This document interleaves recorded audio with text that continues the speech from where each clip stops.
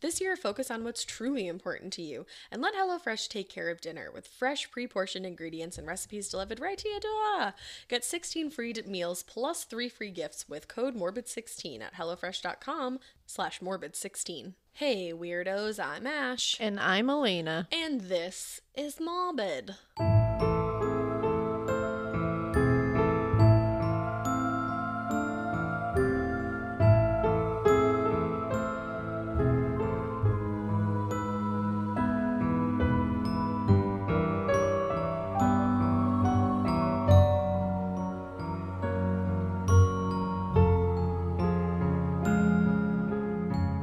It's Morbid. And it's a listener tale. Which means it's... brought to you by you, for you, from you, and all about you. That's right. And this one, we got some good ones. You guys are always providing. Always and forever providing. Always and forevskis. As we were reading them, we were like, why are these all so good? Yeah, we were balling. Like, why is it always great? I wish we could do listener tales like once a week. I wish we could too. That would be amazing. Just like in addition just to our 2 episodes, just do an extra. We should shelf that. We're going to shelf that idea. All right. We'll just put it, we'll keep the 2 episodes. Maybe. Who knows? I don't know. Do you know? I don't know. Evolution. Darwinism. I don't know. So, the Galapagos. The Galapagos. Weird birds. Weird birds. This could go on forever. It could. Was it dodo birds? Sorry. Dodo birds, yeah. Was it? Yeah. Sure, why not? Right. But they're not around anymore, but we are. And you know what? I just had to say something because our first listener tale connects to this. Oh. Today is a very special day, and I will get to it in 1 second. My garage door is opening, but if you hear that, I'm sorry. But so today I woke up and weirdly, my youngest is not a great sleeper, so we were up like all night with her, and I got to sleep like very briefly early in the morning. So in my early morning sleep, That's heinous. my little nest Cat of sleep nap. for like a minute and a half, I had a dream. And I had a dream that I was in my living room with John, and I went to walk and I like tripped over something, and I automatically, because in life this is very typical, I tripped over something and I was like, oh, Bubba, you just got in my way. Like, I thought she was right in front. Like, it's just a natural reaction. Yeah. And in the dream I looked at John and was like, oh, like I acknowledged that she wasn't around anymore, and that was just my mind saying that. Yeah. Which was weird in the dream that I acknowledged that she wasn't there. Right. Because usually dreams are like not like that. Mm-hmm.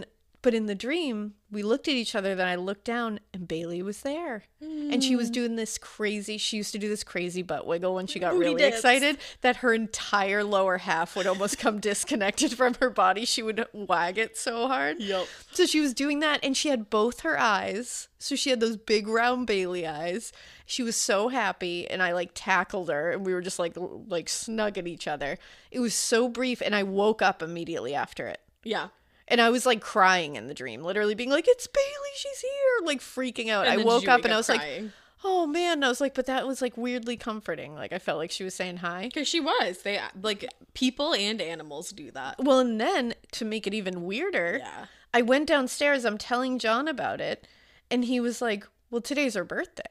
Yeah. And I was like, it's my birthday. What's wait up? a second. And I was like, I had because I just haven't been keeping track of days. I'm all off on I had no idea it was January 4th today. So she, on the morning of her birthday, which I totally didn't know it was the 4th today, I had a dream about her where she had her eyes. She was happy as a clam. Because she has her eyes, and I she's was happy as a clam now. She was totally being like, it's my birthday, bitch. Eat some steak for me. It's Bubba, bitch. She was, because we were talking about how we always cooked her steak on her birthday. I know.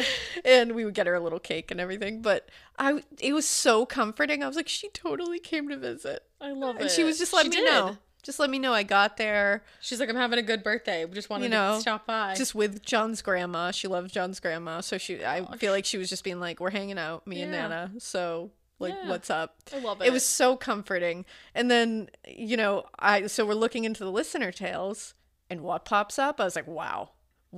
Yeah. I haven't read this yet, and I think it's gonna fucking ruin me. So this listener tale is called A Tribute to Bailey. Oh, God. And I was like, are you kidding me? I just saw the preview of it, and I haven't read it, and I'm genuinely nervous that I might start crying. Let me tell you, there's a beautiful furry boy attached to this, too. There is. So this says, hey, girls, my name is Dee, and I am from the great land that produced Ivan Milat, Catherine Knight, and far too many creepy crawlies to count. You guessed it, Australia. Australia, for anyone not familiar with our incessant love for shortening any word we possibly can. I love Australia. And you do that, too. I do. Yeah. We do that in this house, so I feel like we vibe. You do. I was sitting here sweating into my keyboard. Gotta love the Southern Hemisphere at Christmas. That must be so weird. Listening to Alaina recount the loss of your beautiful Bailey. And it suddenly occurred to me that sharing my batshit crazy story of losing my fur baby and the completely amazing thing that happened shortly after may give you both some comfort. Which, first of all, I appreciate that so hard that you did this. I know, that's so nice of you. And you did. You gave me comfort, so I love you. I'm ready for the comfort. So here it is. Apologies for the atrocious grammar, and if it is too long, never. I do tend to suffer from verbal diarrhea from time to time. Me too. So I had always wanted a golden Labrador, and finally managed to convince my mom to get one in 2009, once our other rescue dog had sadly passed. I vividly remember going to a breeder to choose a puppy, and of course the old cliche of the first puppy that came up to me, I was hooked. I found my girl! We named her Sam, and despite the crazy few puppy years of chewing everything in sight, she fit in and stole our hearts and my bed. Yes. This is exactly what happened with Bailey, by the way. Remember when Bubba would eat all of your shoes? Literally all of them. Every single pair of like beautiful like heels that you had. Any new shoe I had, she ate. She was like, I want it. And I'm like, I hope you have that whole pile of shoes to chew on. She definitely does. She had a great life and was spoiled rotten. Same. I have plenty of amazing pictures of her dressed up in Halloween costumes, sitting next to the Christmas tree, and of course, being an Irish family, she had to also dress up for St. Patrick's Day. Yeah. You sound exactly like us. Yes, you do. Fast forward to November 2018, and I woke up one morning to Sam vomiting, eye twitching and not able to walk straight. In an absolute panic, I took her to the vet and was somewhat relieved when they informed me she just had vestibular disease, which is essentially an inner ear infection quite common in geriatric dogs of any breed. They gave me some medicine for her and said if she's too dizzy to drink or keep down water, then I would need to take her to the veterinary hospital so they could get some fluids into her. She improved slightly later that day, so I had high hopes. That is until the next morning when she wasn't in her bed. My heart stopped when I found her at the back of the garden, unable to lift her head. Shivers ran through my body, as I know when some animals know they are dying, they go as far away as possible to do so. Oh. So with my dad's help, we carried her into the car, and it was then I noticed how yellow her gums and eyes were. My fears were confirmed when the vet told me that's not normal, and she needed to take bloods. The crazy thing is, I remember being so calm, discussing with my dad that if she is in pain, we have to do the right thing by her as we waited.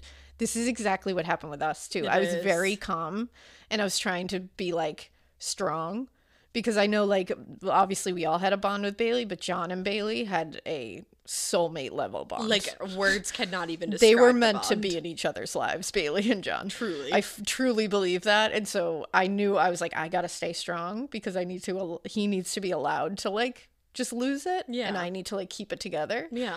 And so I kept telling him like, we are doing the right thing. Like she is sick. We don't want her around just for us. And he was like, I know. And you try to you're so calm, but then when it happens, it's like, no. I don't think anything ever prepares you for that moment. Yeah. You can never prepare for it. So, back to the story. Only to surprise myself by breaking down and sobbing uncontrollably when the vet came back in and confirmed she only had hours left to live. Oh my God. Bloods were really bad, and she was thinking it was cancer. There was no hope. I always thought that when the day came, I would be there to hold her paw as she was put to sleep. But suddenly the uncontrollable grief was so overwhelming, and I could see in Sam's beautiful brown eyes she was concerned about me. Oh God, you're gonna ruin me. Thank God my dad was there, who bravely offered to stay with her. So I leant down, gave her a hug, told her I'm sorry and I loved her, and sobbed the entire way out to my car. I'm sure scaring the other people in the waiting room. Oh. To make matters worse, that night, my then boyfriend broke up with me. Fuck that guy. Are you shitting me? What? Yes, ladies. I was one car crash away from a Grammy Award-winning country and western song. For real? Damn, what an asshole. What a dickwad. The next few days were a bit of a blur, understandably. I remember crying every night and asking Sam to forgive me. Oh my God, this is exactly what we have done. This is like wild. We literally said that to her as it was happening. We were like, please forgive us. Like, it was that. And what? It's not even like a forgive thing. Like, you did exactly what but you was right for her. immediately have horrible guilt. You have horrible second thoughts. But I'm gonna tell you forever that like you did exactly what you needed to do. I'm starting to feel that way now. Yeah. It's starting to feel a little better. But man, it's you tough did at right first. by that puggle her whole damn life. Oh, so I cried every night and asking Sam to forgive me until one morning when I heard my parents leave for their usual coffee run.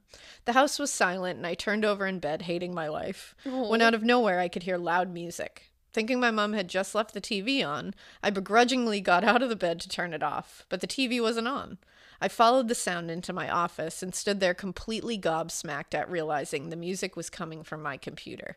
My locked computer in sleep mode that nobody knows the password to. In a matter of mere seconds, my brain went from trying to make sense of how to actually hearing what was playing. Somewhere Over the Rainbow. Like, okay. It's a beautiful version of that song. And then it hit me. When pets pass over, they are meant to cross the rainbow bridge. When I say I fell to the floor in a puddle of tears, that's an understatement. My God. My logical mind was still not making sense of how on earth this song was playing with my computer still in sleep mode that I don't have any music on it as it's my work computer. Wow. The craziest thing is, this actually happened. I'd like to think it was my girl's way of letting me know she's okay and that she forgives me for not being there as she passed. Either that or my computer is haunted, but I'm pretty sure it's Sam. It's Sam. It's I think definitely it's Sam. Oh, you got me tearing up out here. Right? As a tragic spinster dog mom myself, my sincere condolences on the loss of Bailey. I'd like to think after the amazing event that I experienced, she's in a wonderful place now waiting for you. Whew. Okay, thank you for all the amazing research and shows that keep me entertained as I spend countless hours editing photos of babies. She's a newborn photographer, by the way. I do get a giggle that while I'm editing these gorgeous cherubs, I'm listening about BTK and Dahmer, keeping it that weird.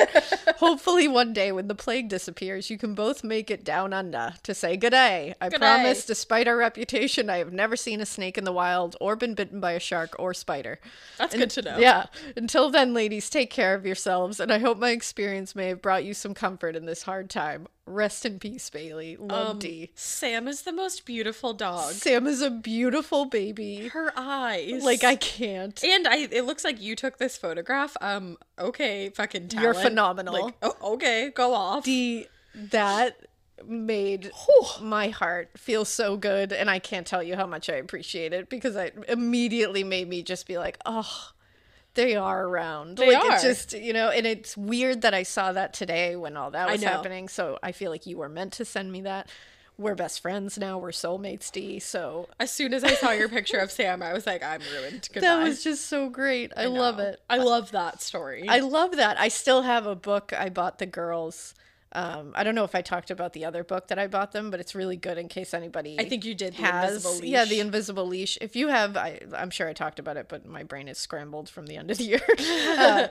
Again, if you have kids and like pets or like little ones or nieces or nephews or anybody in your life that's little and needs help understanding the loss of a pet, it's a really great book. And it helped. I love that. But I just bought another book called The Rainbow Bridge. And it's, I've been waiting to read it. It's been sitting there. I was waiting to read it to the girls.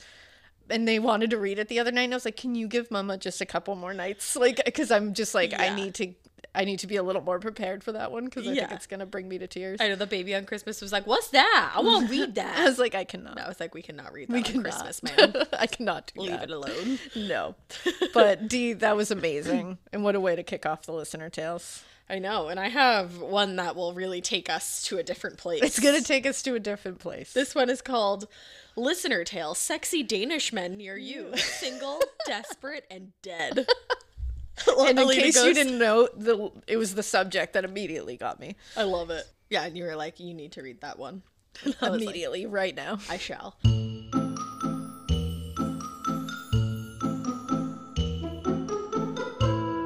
Whether it's saving more and spending less, getting organized, or losing weight, there's a lot of worthwhile goals to set for yourself this year. And at the top of my list is learning a new language with Babbel, the language learning app that sold more than 10 million subscriptions. Personally, I am learning French, and not only is learning a new language a fun and engaging new hobby, but you can use it while you check off traveling more from your list. The whole Babbel process is addictively fun, fast, and easy. Babbel teaches bite-sized language lessons for real-world use. I was actually doing a few of them the other night, and I didn't realize it, but I had spent like an hour on there, and I was like, whoa, I did not even plan to do that, but I was having so much fun, I just couldn't stop. Babbel's 15-minute lessons make it the perfect way to learn a new language on the go. Other language learning apps use AI for their lesson plans, but Babbel lessons were created by over 100 language experts. Their teaching method has been scientifically proven to be effective. With Babbel, you can choose from 14 different languages, including Spanish, French, Italian, and German. Plus, Babbel's speech recognition technology helps you improve your pronunciation and your accent, so you can sound legit. There are so many ways to learn with Babbel. In addition to lessons, you can access podcasts, that's fun, games, love games, videos, stories, and even live classes. Plus, it comes with a 20-day money-back guarantee. Start your new language learning journey today with Babbel. Right now, when you purchase a 3-month Babbel subscription, you'll get an additional 3 months for free. That's 6 months for the price of 3. Just go to Babbel.com and use promo code Morbid. That's BABBEL.com, code Morbid. Babbel, language for life. All right, so I'll be experiencing this along with you guys.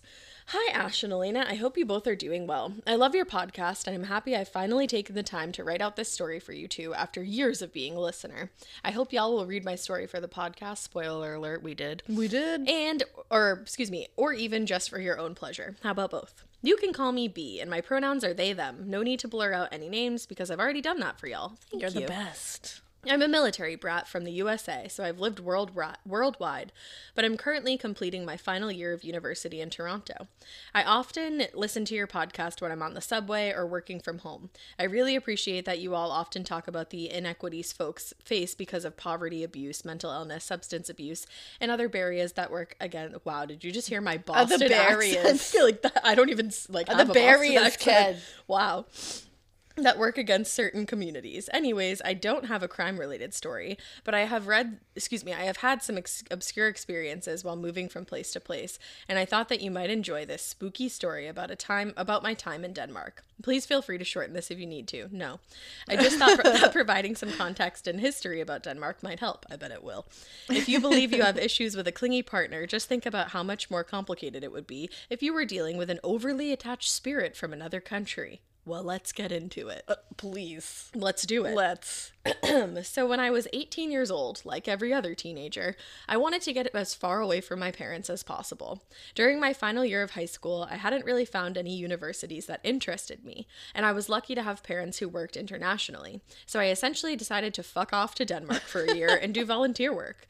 I went on a program and spent half of my year helping at a private school, but they offered to let me try out a new experience and go to a boarding school because of my age. So in Denmark, they have these things called you kind of say it like high school. I think it's like Hoskul.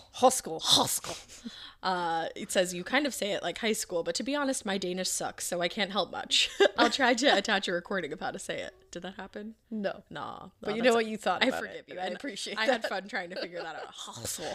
Hoskul. Don't be fooled by the way it's written. Hoskul actually has nothing to do with high school. They call that gymnasium. And they are actually usually an adult alternative education where folks go to relax and take classes and kind of just get away. They don't offer degrees or anything, but sometimes they have international students like myself, and depending on the school, there's a wide variety of classes provided, like art, music, sports, yoga, and meditation, film critique, and other cool things. That sounds really cool. I know it does. It's like fun college if you feel like it. Fun college if you feel like it. Yeah, that's how you guys should market Ash that. is going to open that up in the USA. She's going to be like, welcome college. to Ash's Fun College if you feel like it. TM. Where we do things if we feel like it. Yeah. True Gemini vibes. They don't offer academic courses, but sometimes you have the option for that. For example, my favorite class I took was a war history class that I took before we went to Berlin called Blood, Death, and Destruction. Jokes aside, they aren't academic spaces, but many adults in Denmark attend school to relax. But the school I went to was only for ages 16 to 19. This school was located 15 kilometers from the town of Rib, I'm not sure, which is in southern Jutland, relatively close to the German border. It's known as Denmark's oldest city, and it's rich in history, with the first official document of the town appearing in 854. Oh, Just 854. A couple weeks ago. That's when John was born. Wow, Just kidding. I I was know that was salty. brutal. Whew. I had to. That was usually like my moment to say that was when you were born. Because I was going to say it's when I was born, but then, John's not here to defend himself, so I decided to unleash that on him. Sorry, John. He's only 3 years older than me. Yeah, sometimes. 2 right now. Whoa, crazy. Whoa, I know. Math.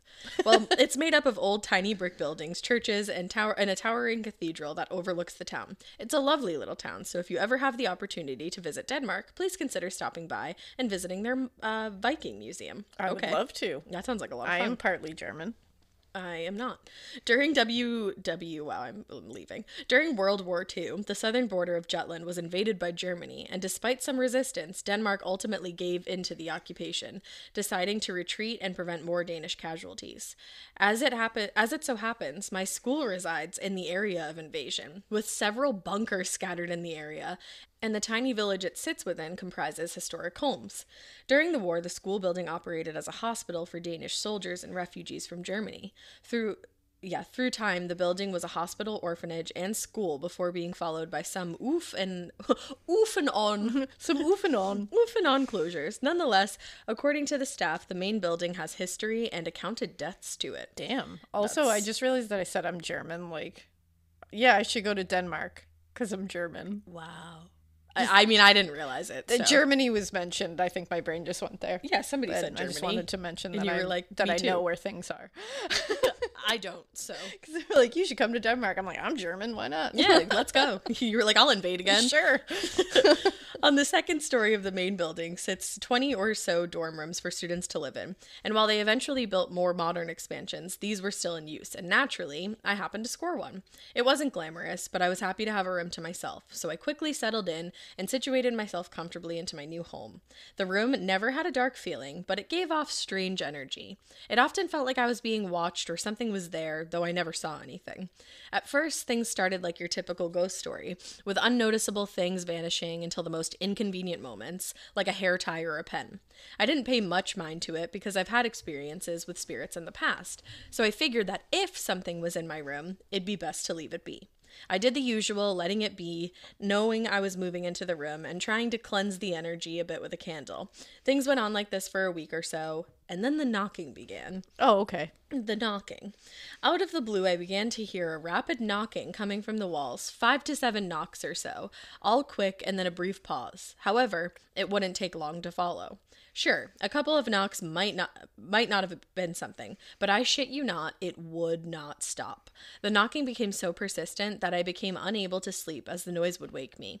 Over the first couple of weeks, it was apparent that I was losing sleep, and I openly talked with the staff about it, so they decided to investigate.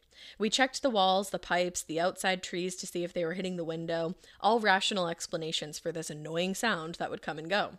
However, the staff found nothing. I considered moving rooms, but it was too much of a hassle, so I decided to live with the noises with the hopes that it would get better. Knocking is never something like innocuous. With. It's always somebody knocking. Yeah. And I'm not into it. Somebody or something. Somebody or something knocking. Either way. Hate it. Stop knocking. Just leave. Get out of here. Yeah. There's doorbells. Don't ring them. After eventually becoming the norm, I asked some of the other students that lived in my room before if they ever noticed weird things happening or felt strange sensations, and several accounted that they believed the room was haunted. Whoops. Well, great. Whoops. We've got a whole ghost on our hands, it seems, but come on, it wasn't actually that bad. Due to my past experiences, I knew better than to try interacting with it, but my friends and I made jokes here and there, and I eventually named the spirit Matthias, a common name for Danish boys. I love that. I love that name. I teased the spirit in my room. I teased that the spirit... You were like... It was called a reset, thank you. I teased the spirit in my room enjoyed bothering me because I'd play music like Earth, Wind, and Fire. Amazing. And the Police out loud and dance around, and that he may have grown some sort of affection for me. I love that. Something about the idea of vibing with a ghost seemed a bit charming at the time, but Matthias could easily be less than endearing. Oh no. I'm scared. As time went on, the knocking subsided, and I spent most of my weekends traveling out of town to meet up with fellow volunteers and friends in the cities. However, upon my return to campus, I began to wake up with my right leg covered in bruises. Oh, okay, so Matthias Matthias is getting physical. I'm not impressed with Matthias anymore. Violence is not the answer, sir. No. They started at my shin and would move up high and higher over the next few nights. It didn't make any sense where they were coming from because my bed wasn't close to a wall or anything, so I didn't know how I would have been getting them. Curiously, it was only on my right leg as well. I wish I took photos, but alas, it seems I never did. It would get a bit better through the week, but as soon as I began packing for a trip or returned, I would wake up with new, painful bruises out of the blue. Ugh. That's really creepy. Unsettled, I avoided making any note or mention of Matthias, hoping that it would stop. Eventually, it got better. Until the end of my term. Because you can't put the toothpaste back in the tube. You cannot. They do say that if you think that you have a spirit in your house, you're not supposed to acknowledge it. Really? And you're not supposed to say the D word in your house. I feel like that is all very much a big trick, because it's like, how the fuck are you not going to acknowledge a spirit? Like, come on. Like, you're supposed to just in your head be like, yep. Definitely a spirit. But then never say it. Like, come on. That's what I try to do. Well, you can talk about it outside of your house. So, like, just go outside and talk about it. I'm just like... Go take a ride and tell your mans that you think you've got a ghost. If I see one, I'm like, hey, you were here before me. What's going on? But it's mine now. Yeah. We can hang. Yeah. But, like, this is mine. I just don't say anything. Yeah. And then if it's in the kids' rooms, forget about it. No. I will throw hands. I don't have that option yet. I will throw hands. No, you'll just like make friends with them. I will, that's like, true. These are mom's friends. These are mom's spooky friends. Preceding my departure, all hell broke loose, and the bruises began to appear on other spots now. The knocking, which had stopped for the most part, became persistent and aggressive. Ooh. It seemed like every time I needed something, it would go missing, only to appear in a different place from where it had been. Finally, it was time for me to return to the USA. Yeah, Bye-bye, it was. Matthias. I moved in with my best friend's family for reference. Her mom is indigenous and very spiritually connected. She's part of the reason why I got thrust into the world of the paranormal shit, and her 2 kids are very receptive as well. They sound awesome. They really do. I want to be friends with them.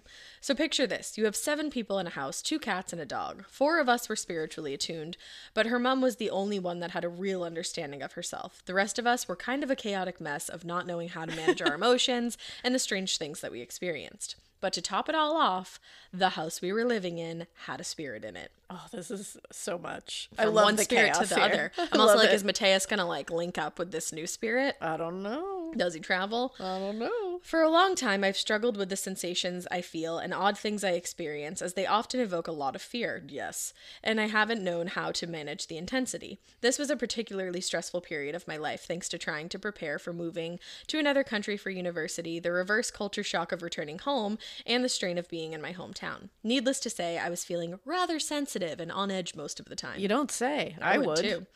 The anxiety of having a spirit in the house put me even more on edge because the idea of seeing a spirit in the laundry room terrified me at the time. According to her mom, the spirit wasn't violent, but very confused about why she was dead and what happened. That's so sad. That is very sad. That hurts my heart. Oy. Our dog Max was sensitive to the oppressive feeling in the laundry room and would often whine, bark, or dig at the ground. Sometimes you'd be in the laundry room and then you'd come back only to see that things on the shelf had been tossed onto the ground. While the spirit scared me, I did my best to settle, avoiding looking down the dark hallway connecting the laundry room and my bedroom. I'm stressed out for you. I would be like, who's switching rooms with me? On a sweltering summer afternoon, the power went out in our neighborhood thanks to a squirrel interfering with a power line, so my best friend, her mom, and her mom's boyfriend and I were hanging out in the living room, chatting about school or whatever. I began walking up the staircase to the balcony overhead the living room when I heard a click. Turning my head to glance at the front door, I witnessed a towering shadow figure peering into the entry of the home. No. As it leaned in, I heard it say, this isn't my house. Oh, fuck. I don't even know what I'd be like, no, it's not. I would just be like, Turn around. Go home. I just love that's so casual and so very like, This isn't my house. This is my house. I'd be like, well, This get the is fuck weird. out then. I'd be like, where the fuck did you come from then? See yourself out. Yeah. Then, all within the same instance, my best friend's mom shot up and yelled out, "What the fuck?" as she bolted towards the figure. By the time she reached the door, the apparition had vanished, leaving the door swinging open and the lot of us in utter shock. I have chills. Picturing this, I'm like, whoa. No. At first, I thought I was hallucinating until I asked if anyone heard what I did, and her mom said the exact same thing. This isn't my house. I still don't really know how to describe the voice. It was masculine and lower, but at the same time, it didn't feel like it came from a person at all. I hate that. What does that even mean? How do you know that? Like, it didn't feel like a person? Oh, no. Ugh. No.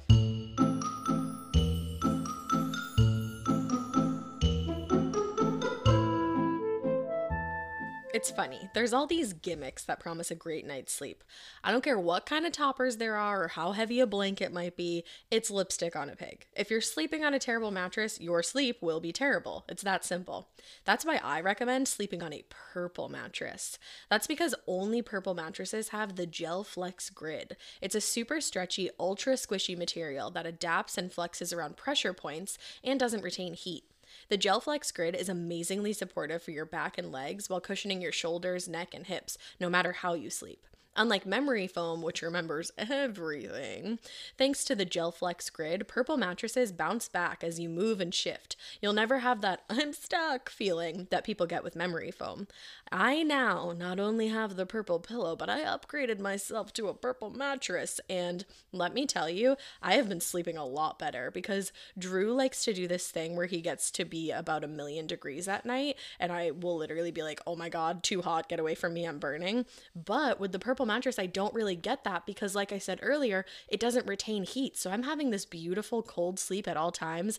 And I also have the purple pillow. You never have to flip that around for the cool side of the pillow because both sides are cool and so comfy. Try your purple mattress risk-free with free shipping and returns. Financing is available too.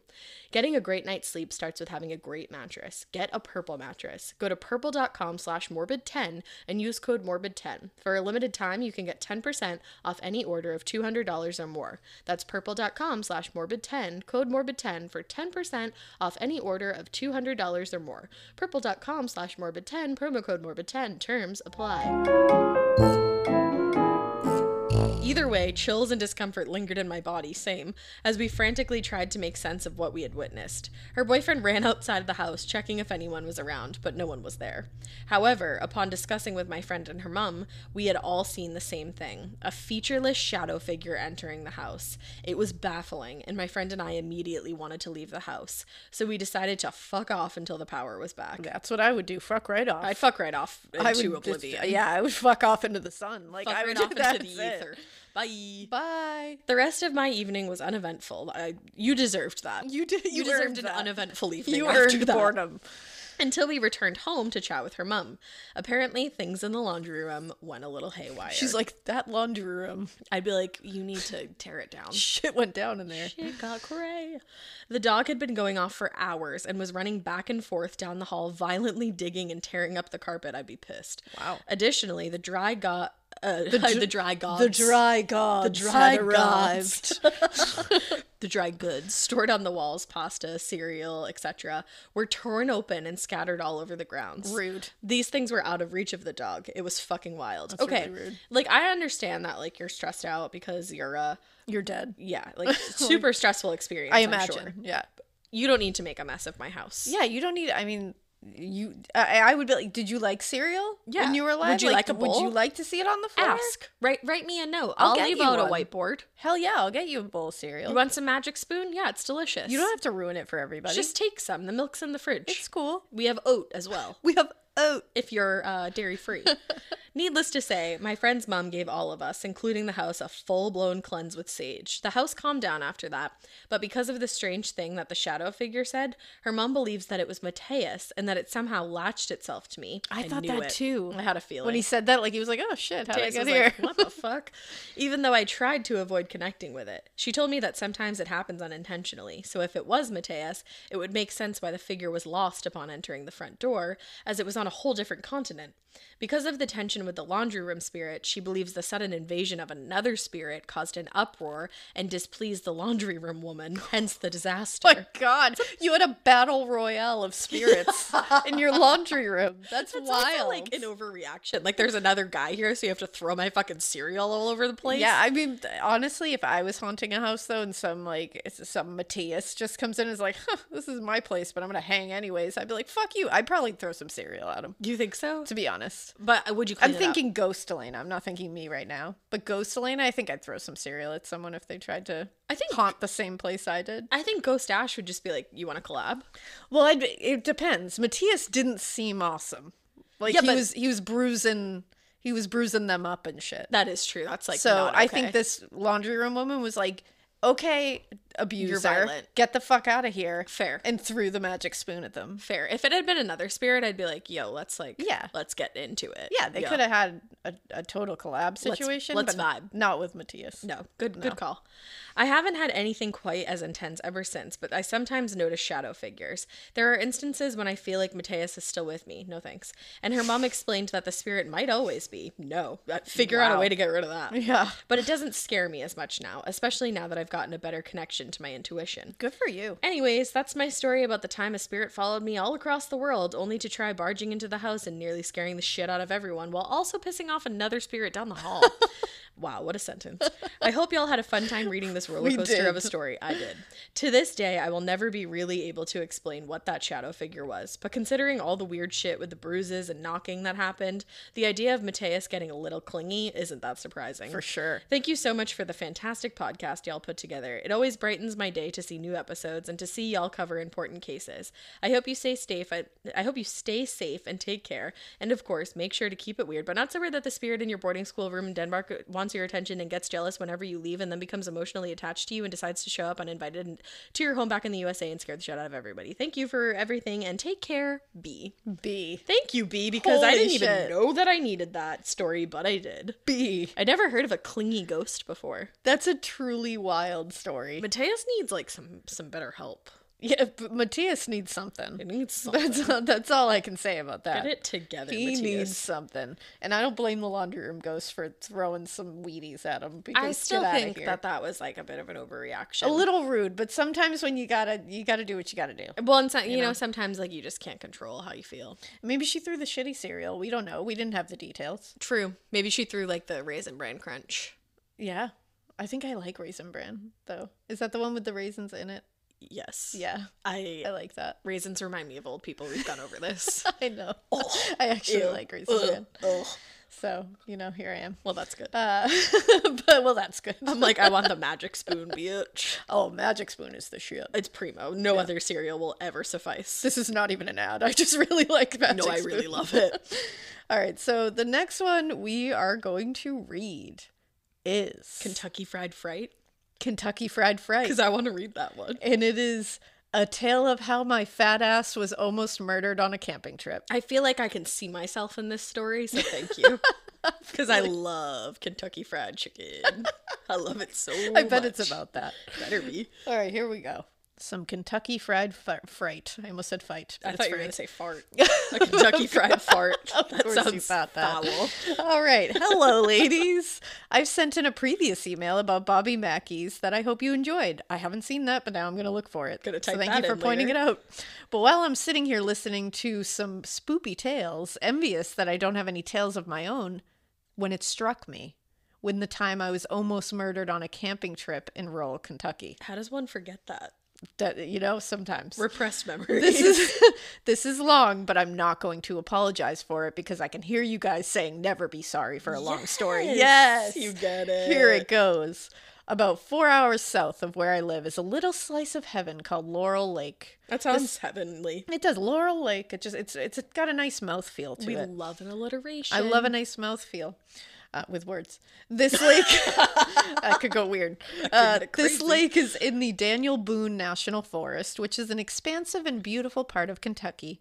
Red River Gorge, mentioned in a previous episode, is also in this massive 700,000 acre forest. Damn. Whoa. It's a lot of forest. The biggest attractions include a giant clear lake that was built, as most massive lakes in Kentucky are made, by floating old-ass towns because a baller-ass pristine lake is much more fun than having a bullshit holler to live in. I think you said floating instead of flooding. Oh, did I say floating? I think so. By floating in old-ass towns. Oh, by floating old-ass towns. We talked about that with Lake Lanier. Yep. Freaks me out, man. I'll read that one more time for you just because I fucked that up. Oh my By God. flooding old-ass towns because a baller-ass pristine lake is much more fun than having a bullshit holler to live in. I digress. Okay, so circa 2000 and something, I don't remember exactly other than it was over 10 years ago, I partied far too hardy to supply dates. Dang. My boyfriend Kevin and I had been camping with some friends for a week at Lake Cumberland, also in Daniel Boone and also a flooded town. Safe to say we were filthy as fuck and looked virtually homeless. As we packed up our camp, I called my best friend Bethany. Hey, old bitch, what are y'all doing? Bethany says something along the lines of, oh, nothing, just going camping down at Laurel Lake. I say, oh, fuck yeah. Say we will meet you guys down there because why not? We don't have jobs or common sense at this point, so what's another week of bathing in a lake and shitting in the woods? That's what I always say. I could never shit in the woods. No, bears do. Kevin has a little piece of shit bass boat, and by the grace of God, we find this tiny ass boat in campsite, which I didn't even know was a thing. Like, bring your boat. Yeah, we find this BYOB. tiny ass boat-in campsite that is essentially miles away from anyone that can hear us scream, which is ominous as fuck. Foreshadow much? We find Bethany and her boyfriend Josh at the campsite, which again is no small feat. This is pre-smartphone era where you had one bar of service at best and you were praying to the Verizon gods that the person you were calling happened to be standing on even the tiniest of hills in a clearing, so whatever cellular witchcraft could work its magic. Amazing. We are talking about the time of, quote, I printed out these MapQuest directions but took the wrong fucking turn, so now I'm lost. Let's just go home. I think you get the point. So glad that I grew up in a time where there was GPS and not MapQuest. Oh, I fucked really hard with MapQuest. I know, because I remember you sitting in the fucking computer room printing out MapQuest directions. And it's true. You took a wrong turn. You were like, well, guess we're not going. It was literally, that was it. Like, I have no sense of direction with a fucking GPS. I can't imagine with MapQuest. It was tough. And also, like, having to look, like, it just seems dangerous. Well, you have to have someone with you. You can't do it by yourself. Yeah, no. Otherwise, you're really playing a with risk. fate. Yeah, you're being very bold. Bold move. So this campsite is heaven. No one is around, and we feel like we are the last people on Earth. That sounds like hell to me. I have my 8-pound Dachshund with me, Abby. She is bonded so strongly to me that she will vanquish any rodent that threatens my person. I love it. My friends have their 2 dogs, Smoky Bones and Boogie Woogie. I'm dead.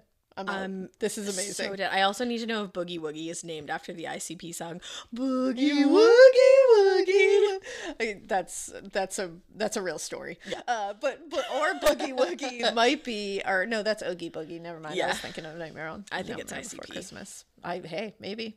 So Smokey is a majestic 100 pounds of beagle who is afraid of his own shadow. Aww. And Boogie is about 40 pounds of lean mutt with a fierce killer instinct. Yes. Boogie has been known to kill just about anything in her path, including turtles, and she climbs trees. Wow. I feel safe with Boogie. Me too. The other 2, not so much. I'm also more comfortable with dogs around out in the great unknown. They keep it real. Yeah. I agree.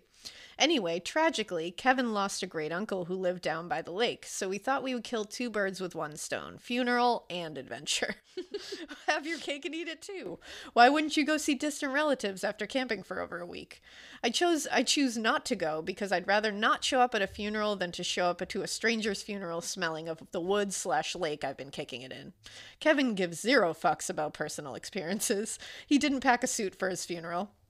Instead, he put on his best pair of muddy work boots, his finest of faded t-shirt, and his shortest of cut-off shorts because he's trash. Amazing. Josh mentions he will take him to the funeral because he needs to pick up some herbal supplements in town. Don't we all? Apparently, our connection is a friend of the guy who brings firewood via golf cart a mile down the dirt trail to the boat-in campers. These guys are cool, albeit kind of weird. I love it. These backwoods weirdos offer Kevin and Josh a ride to Josh's car on the cart so they can go to town for both the hookup and the funeral. Again, 2 birds. We might all be trash at this point. It's uncertain. I love it. I feel as though you guys are my people. I love that you're like, it's uncertain. I don't know. Josh waves Bethany on to join him on the back of the moving cart, speeding away. Then fucking Boogie jumps on the cart. I take a look at Bethany, who shrugs and mouths the word sorry, as she rides off into the fucking sunset and leaves me alone at the campsite because there is no room for me on this trip into civilization. Okay, don't panic. You're alone with 2 pussy-ass dogs in the middle of the woods, in the middle of a lake, but that's okay. You're gonna be fine. I'm so goddamned mad at Bethany, like so much for that ride or die bitch. I settle down at camp and know that Josh is a quick, all about business type of guy. They won't be gone long. I sit and I wait. I think of taking a nap, but the tent is too hot and I'm a ball of nervous energy. The sun begins to set and it's been hours. Oh, that's not normal. Does your brain ever do that thing where it sabotages you into being a neurotic mess? Yes. Mine sure as fuck does. Same. At this point, I'm thinking some weird shit went down and everyone is dead. The car rolled into oncoming traffic and everyone is crushed by a semi. Or murdered by the local population, shot, robbed, and killed by the ever-prevalent mountain people. My friends and boyfriend are dead, and this is my life now. Oh no. I've consigned my fate to being the woman of the woods that the locals tell stories about. I'm fucking sick. I pace the woods looking for a cell signal. Remember, I'm stranded at a Bowden campsite with no goddamn cell reception for like 8 hours. My flip phone is a useless piece of shit as I work myself into a nervous frenzy. Again, talk myself down. This is a goddamn roller coaster. Night falls. It's going on 10 p.m. My friends are 100% dead. I am 100% dead. So long, cruel world. Here lies Sarah, a weak-ass bitch that can't handle being alone in the woods for a few hours. Oh my god. It starts to fucking thunderstorm. No, it doesn't. In case you didn't hear me from the back, the end is near. I am fucked. I'm also dramatic, if you didn't gather that from my immediate sense of impending doom. Same. I get the courage to walk the mile or so in the dark-ass woods to the parking lot, not knowing what I'll do when I get there, just hoping I get enough cell reception to make a call. Oh my god, I'm scared for you. You're doing more than I would, because I couldn't walk through those woods. I would just stay put. I got my little dog, and we are piecing the fuck out of these spooky-ass woods in the rain. Sorry, Smokey, you're gonna have to hold down the fort since you don't like the dark or the rain, motherfucker. Y'all, I start walking, and I see an eerie light. It's the color of those obnoxious headlights that douchebags have. I know you exactly. know the ones. Yup, I know exactly. I'm so cool with these fluorescent-looking bulbs. Hope you don't like being able to see while you drive at night. This light is getting closer. No. Abby sees it, and she charges off barking. Through the rain, I see a man. He is shirtless, but has on a yellow rain slicker with matching hat and pants. Why would he ever do that? No. This guy looks like a mix between a firefighter and the dude from I Know What You Did Last Summer. You know, that's the first thing that came to my mind. I thought of I Know What You Did Last Summer, and I also thought of the man that was on the fish sticks box when I was growing up. Oh my god, the He has a name. The Gorton's Fisherman. Thank you. There you go. That's who I thought Good of. call. I like that I used about to you. fuck so hard with I fish like sticks. that about you. Thank you. I feel like everyone did. I loved Fish sticks were it. Why does nobody talk about fish sticks anymore? Yeah. Where's the conversation around fish sticks? Why does everyone? nobody eat fish sticks anymore? Probably for good reason. Do people do? Do people do? Do people do? Do people do? Do people eat fish sticks? I feel like people do. I don't know. I don't know. My kids don't, but I feel like they should. I would not feed my own personal kids fish sticks. I don't know. They were great. Anyways. So he's carrying that spooky ass lantern, and all I see is this guy coming towards me in the rain. The light is shining, so the yellow is so bright that it leaves a shadow over the face and body. I yell for Abby to run as I see him looming closer. Abby is my BFF, and I know she will have my back, unlike that bitch Bethany who sold me up the river. She will feel sorry that she ditched my ass in the wilderness only to be murdered by a goddamn movie villain.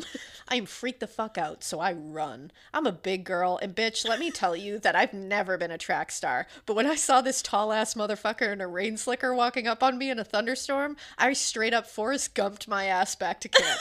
There were literally sparks flying from my screaming. I start thinking, oh my fucking fuck, what do I do? He's getting closer. Then I see him. Kevin? What? Where in the fuck did he get this rain slicker outfit? Blue light special from Murderers Are Us? Never have I seen this outfit before, and I melted into that big fucking idiot so hard because I'm one anxious bitch who was on the brink of disaster all day and thought I was about to become a damned urban legend. Bethany and Josh come out of the rain like nothing happened. Pretty chill and uneventful night if you ask me. Know what made it the best trip ever? That I wasn't murdered by a psycho with a backstory and a rain slicker during a thunderstorm. So keep it weird, but not so weird that you take a trip to nowhere with your best friends only for them to go on a sketchy drug deal and a funeral with the only dog who would protect your ass during an attack, only to have a deranged lunatic walk up on your campsite out of the darkness wearing a rain slicker, only for it to end up being your trash idiot boyfriend. P.S. He's still my boyfriend, and he's still trash. Ugh, love P.S.S. Should you decide to share this story over the thousands of others that you read, I give zero shits if you keep everyone's name the same. We're trash, remember? Oh, yeah, you are. I love you. We're all trash with here. Every bit of my soul. But I need to know, why did Bethany and the other guy leave for so long? Why were Where they there were they for so long? I thought they were just doing a droog deal. I gotta know. I Where'd gotta they know go? why that took so long. Yeah, why'd they leave you for so long? I'm upset for you. Where did your boyfriend get the fucking rain slicker? Why was I have he so not many wearing questions. clothes and was only wearing a rain slicker and pants and a hat? Yeah, like he went to the There was no funeral shirt. clothed and then he came back naked. Yeah, we need to know more. You need to give us an update, man. Update, please. Please, please, Sarah. Please. Because that was hilarious as well. That's amazing. That was like the most amazing thing ever. Sarah, I love you.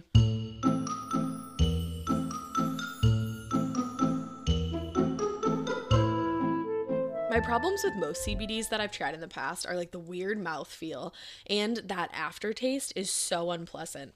I have tried a bunch of different ones and I'm always left with those two yucky after effects. That was until I found Caliper. Not only is Caliper's dissolvable CBD powder more effective than CBD oils, it is also totally tasteless. So you get all the benefits of CBD without the weird aftertaste. And with Caliper's easy-to-use packets, you never have to guess about how much CBD you're taking. There's precisely 20 milligrams in each packet, and it's always THC-free so that you feel better without the high. One of my favorite things about Caliper is that it's clinically proven to deliver 30 times more CBD in the first 30 minutes than with CBD oil. Personally, I use Caliper, and I can tell you that you definitely feel that relaxation start to settle over you much sooner than you do with like regular oil tinctures. Sometimes if I've had a really hectic day, it's really hard for me to wind down at night and kind of like get my mind to chill out. And when I'm getting ready for bed, I just want to be like calm and just be like vibing.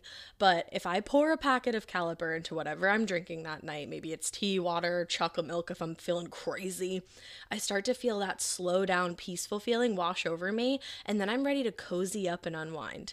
Caliper CBD fits seamlessly into your everyday routine. It's all natural, it's vegan, and it's non-GMO. It's free of fillers, added chemicals, and artificial flavors. Get 20% off your first order when you use promo code Morbid at trycaliper.com/morbid. Try it risk-free for 30 days. If you don't love it, they will give you a full refund. That's trycaliper.com/morbid. Don't forget promo code Morbid for 20% off your first order. All right, my next one is called Listener Tale. My dead mom finally sent me a sign after 5 years because of y'all and y'all's podcast. Whoa! I didn't tell her to do that, but I'm glad she did. I'll take the credit.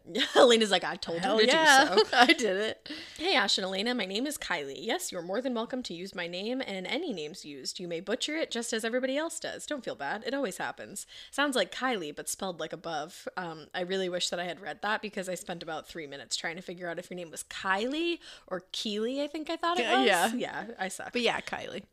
That's a cool way to spell it. I like it. Anyways, sorry about the little mini TED talk about my name. I needed it. So I'll start. Don't even. So I'll start this like everybody else does. I love you guys so much. I really feel like I'm laughing with a friend, and I even sometimes talk to y'all even though y'all don't respond.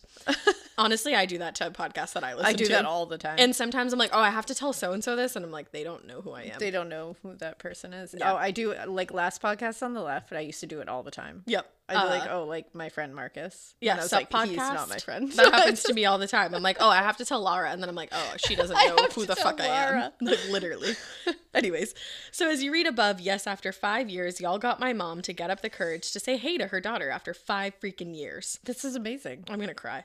So a little backstory. My mom, mother to 4 of us kids, my older sister, me, and my 2 younger brothers. About 6 years back, my little brother Blake had passed away due to his lungs collapsing. I'm so sorry. He was only 4 years old, but our little angel. This was very hard on my mom and us kids. My mom went through about a year of not getting out of bed and struggling to function, honestly. Me being 11 years old at the time, I was taking care of her since we had a lot going on and a little bit of alcohol and drug abuse. But my aunt, who I'm very close to, came over one day and talked to her. Actually kind of slapped her around a bit. Not literally, of course. And the next thing I knew, the next 3 days right after school, we would go to the beach and spend hours upon hours until dark. I remember those were some of the best days that I had with her. Lying on the sheet laid out on top of the beautiful white Florida beach sand, looking at the water and wishing it would stop being so loud so I could go to sleep, and looking at my brother thinking of how the hell are you asleep right now. But overall, it was an amazing experience, and if I knew then what I knew now, I would have cherished that time so much more than I did. Well, December rolls around, and something to know about my mom. She absolutely sucks at time management. Sorry, not sorry, Mom. We both know you were late to everything, even your wedding. Amazing. Me and your mom have that in common. So Christmas Eve comes around, and she left that night to do last-minute Christmas shop. Well, stubborn little Kylie wanted to go with her mom to the store, but she told me to stay. Begging and begging, finally Mom got agitated and told me to go to bed. Not sure if I told her I loved her before she left. She spent all night with my aunt and absolutely had to pick up my little brother's new bike around 3 or 4 in the morning, even though my aunt offered to get it. She's also very stubborn and had to get it done. So needless to say, I didn't get to spend that Christmas with her.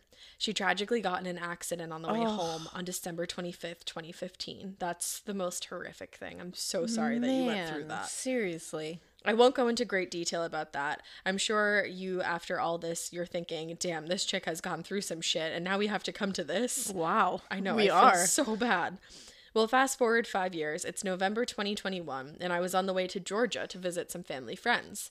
Now, I remind you, this was my first long road trip. I was with my younger brother, and it was about 8 hours. Y'all got me through nearly the entire trip. I'm glad. I love that. My brother threw in his headphones, and I thought, yes, this is my chance to catch up on some Morbid. Well, some time goes on, and out of nowhere, I see my brother pop up, and he goes, he did what to his wife? Oh my God, that's amazing. I looked at him and realized he had been listening along with me the whole time, and I busted out laughing. So about 3 hours I was driving through Alabama, and I was about to pass Auburn University. This is where my older sister had graduated, and even though my mom was an Alabama fan, she was very proud of my... So wait, is she not an Alabama fan? No, she's an Alabama fan, not an Auburn fan. Oh, okay. I feel like, wait, I'm confused. I saw A's and I was like, goodbye.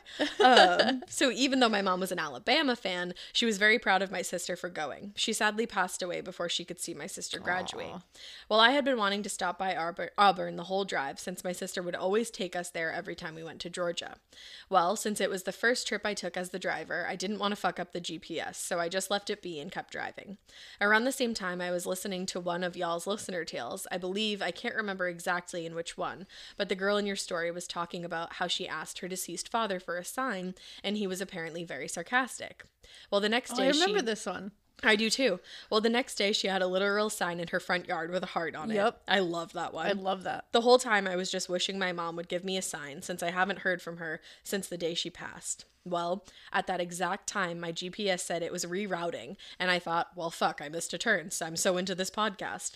Well, I get over to take the exit, and it takes me straight through to Auburn in a circle. No, takes me straight through Auburn in a circle, puts me back on the interstate, and I look to my right, and I'm passing the exit I just took. So that's my story. Sorry it was super sad at the start, but just know y'all are the reason I finally got my closure that my mom is watching over me. I love that. That's so beautiful. She was like, go through Auburn, man. She was like, do it. You've always wanted to go. P.S. I'm listening to y'all right now, and Ash would really appreciate the word yeet in my story. So here you go, Ash. Yeet. Oh my God. It has the little sparkles next Which to it. I fucking love the sparkle emoji, so thank you very much.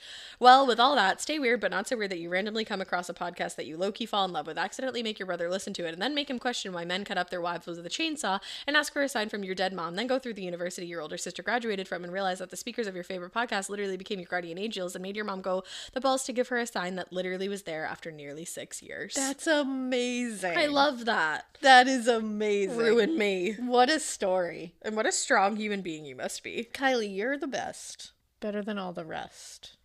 So the next one that I have is a starch departure. Oh. It's called My Dad Worked with John Wayne Gacy. Yep. Which, wow, okay. Here Not we burying the lead there. Nope. Here it is. That's and bananas. thank you for doing that. I know, that got my attention. So this is from listener Katie. Ooh. And it says, let me make it bigger because my glasses are in the mail. Warby Parker. Hey, not an ad. Not an ad, just excited to get new glasses. My friend Lauren and I are big on true crime, and she introduced me to your podcast and the John Wayne Gacy docuseries on Peacock. We both feel a sense of connection to the John Wayne Gacy case because we both grew up in the Chicago suburbs. I grew up in Des Plaines, Illinois, and graduated from Maine West High School. My dad also grew up in Des Plaines and graduated from Maine West High School in 1975. That's where this story begins. My dad walked across the stage of high school graduation in spring of 1975. In the crowd of around 1,000, dem boomers, damn, other students were Carrie Peast and John Sick. All three would encounter Gacy in some way, but only two would walk away to try to live their lives. John Sick's Maine West 1975 class ring would be among the evidence found in Gacy's house to identify John as among those buried in the crawl space. After graduation, my dad became a bricklayer and worked for a local contractor. He worked hard, made good money, and was happy with his employment situation. This is what my dad credits to being his saving grace during the summer of 1978.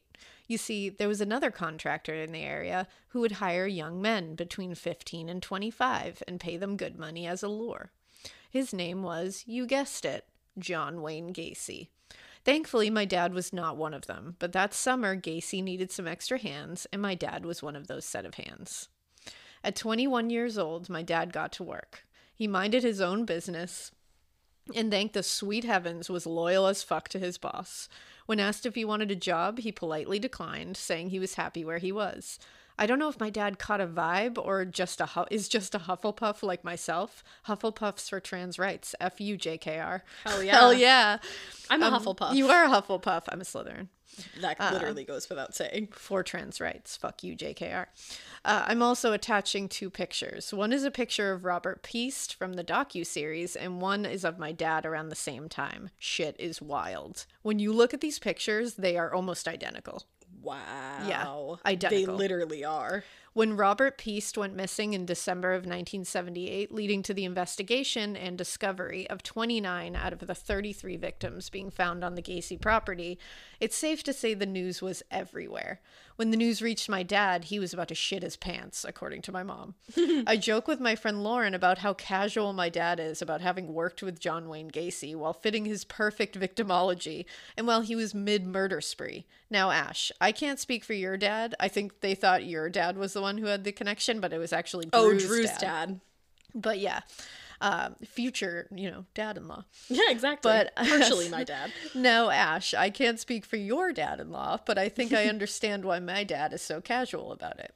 You see, when I ask him questions about that summer, the first thing he mentions are the people he knew. He didn't know Robert Peast, but he was friendly with his sister. And while I obsess about how close my family came to this, my dad keeps the focus on those who were lost. This case hit the town of Des Plaines and Maine West High School very hard. When we read about cases and watch shows about them, sometimes we forget that these were real people, all young and had goals and dreams and families. They all had a moment to realize what their fate would be, and they probably thought of their families. Mm-hmm. I have a great deal of respect for how my dad chooses not to make this tragedy about himself. I've learned from his handling of my constant questions. What Gacy did to those boys and those families is atrocious.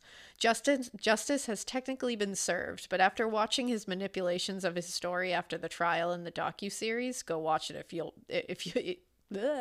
go watch it, you'll be fucking livid. Mm-hmm. It still feels so yucky and unfinished. I agree. Whenever you hear that fucker talk, I know he's gone, but it's like... He's such a dick. He's such a shitbag.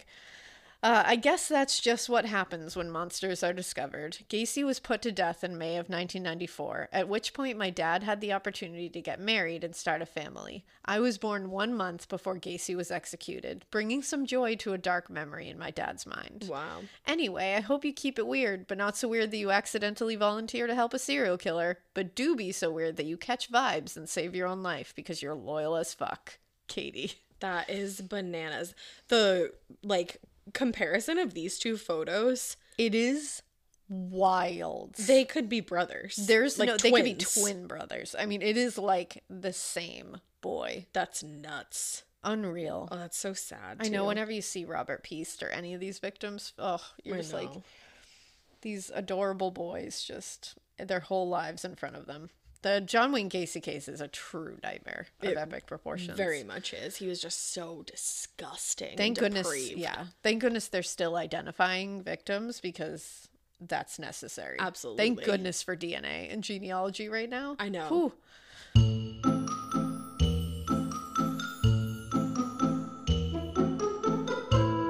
Finding a skincare routine that worked for my skin and easily fit into my day was truly a challenge. I'm the kind of gal where if I can't throw it on and go, I'm literally just not going to do it. I will totally forget about the product. It will sit in the back of my bathroom cabinet for weeks that turn into months, and then I will probably just toss it. That's what was going on while I was searching for the right skincare routine, but that was until I found Curology. The thing that I love most about Curology is that it easily fits into my routine and that my skin looks amazing. Curology is game-changing custom skincare made for you by a dermatology provider. They'll get a custom prescription cream for your specific goals, whether that's tackling acne, clogged pores, skin texture, dark spots, fine lines, or something else. You start by taking a short quiz online and uploading photos of yourself, and if it's a good fit, they'll ship you your formula right to your door. It even has your name on the bottle, which just like kind of makes me feel fancy for some reason. I got my formula and it addresses dark spots, skin texture, and firmness because you kind of make sure that face stays young. Over the past year that I've been using this, I have noticed that my skin is so much brighter and I'm just not struggling with my skin anymore. I look in the mirror and I'm like, oh my god, look at you.